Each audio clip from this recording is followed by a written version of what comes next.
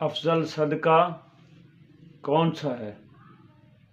اعلیٰ حضرت امام اہل سنت الشاہ امام احمد رضا خان فاضل بریلوی فرماتے ہیں، فتاوی رضویہ جلد 4 صفحہ نمبر 500 پر فرمائے، سب سے افضل ترین جو صدقہ ہے، جو طالب علم دین حاصل کر رہا ہے اس کی جو خدمت کرنا، یہ سب سے افضل ترین صدقہ ہے۔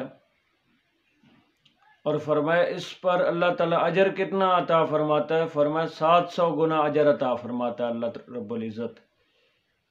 تو اس کا طریقہ کار کیا ہے؟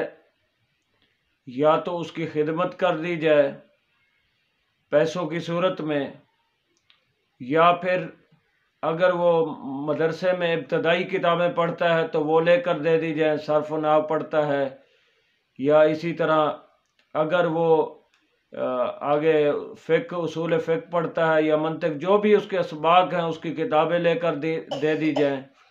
اگر وہ دور حدیث پڑھتا ہے تو پھر سیاستہ کی کتابیں لے کر دے دی جائیں۔ جو بھی اس کی ضرورت ہو تو اس کے ساتھ تعاون کرنا، اس کی مدد کرنا، گویا کہ دین کی مدد کرنا ہے۔ ایک حدیث مبارکہ کے اندر آتا ہے، فرمایا قیامت کے دن جب حافظ قرآن یا عالم دین جب جنت میں جائے گا تو اس کو روک لیا جائے گا، اور وہ عرض کرے گا، یا اللہ مجھے روک کیوں لیا گیا، اس کی وجہ کیا ہے؟ تو اللہ تعالیٰ فرمائے گا، اب جا اس شخص کو لے آ جس نے تجھے کتابیں لے کر دی تھی، اس شخص کو لے آ جس نے تیرے ساتھ تعاون کیا تھا، جس نے تیری کسی طریقے سے بھی مدد کی تھی، اس کو بھی لے آ اور اس کا ہاتھ پکڑ کے جنت میں داخل ہو جا۔